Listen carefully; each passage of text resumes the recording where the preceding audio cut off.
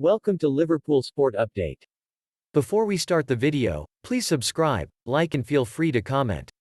Erling Haaland transfer links signal Liverpool status, but Andy Robertson repeat could beckon in this week's View from the Kop. Liverpool fan Hannah Pinnock gives us her views on the Champions League, Fabinho, Trent Alexander-Arnold and much more.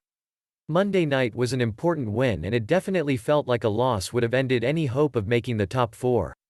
We've either delayed the inevitable or given ourselves a lifeline by beating Wolves, but I don't think top four is completely out of reach.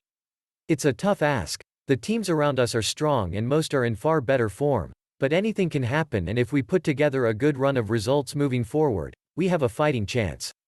Fabinho has successfully moved back to central midfield without a hitch. Would you have any concerns in any games moving forward about Ozan, Kabak and Phillips playing at the back, and therefore can the Brazilian stay in his best role? I think both Phillips and Ozan Kabak have been fantastic since they've come in, not perfect, but they've done a good job in challenging circumstances.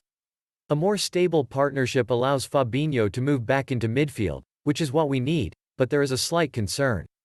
I do feel, with the high line we play, the lack of pace the two defenders have could cause us further problems moving forward.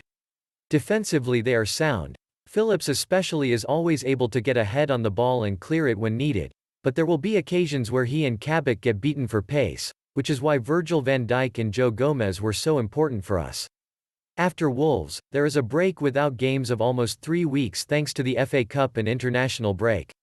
Has the interval come at a good or bad time for Liverpool? A break is needed, for the supporters just as much as the players. It's been a turbulent couple of months for numerous reasons, and hopefully they'll come back in April fit and firing.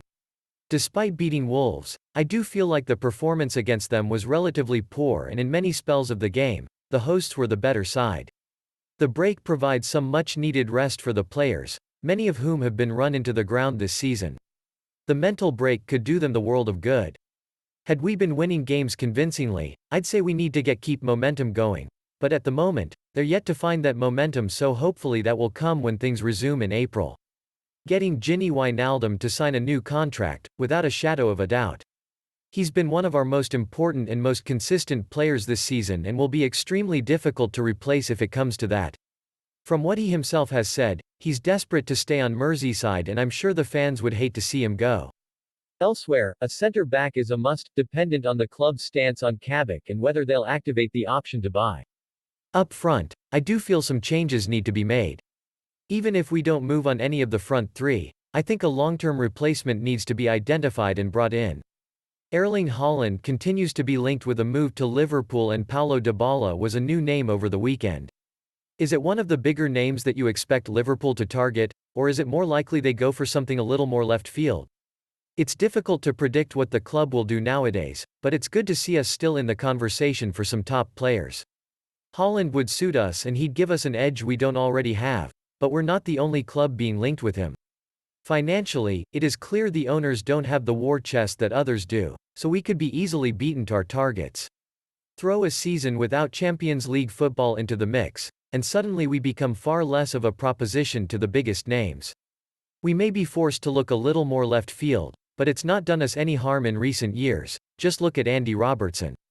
He's been criticized massively this season, but despite the odd dip in form, I feel he's been one of our best players for a while. It baffles me that he's still questioned on the defensive side of his game. He may not be perfect, what defender is, other than Virgil?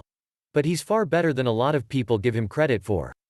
This season especially, he's been playing in a fractured back four. His game has been hindered slightly, but I feel he's coped with it significantly well, and his attacking play is still brilliant. That's all for now from Anfield. Please do not forget to subscribe, like, share and comment. Thanks for watching.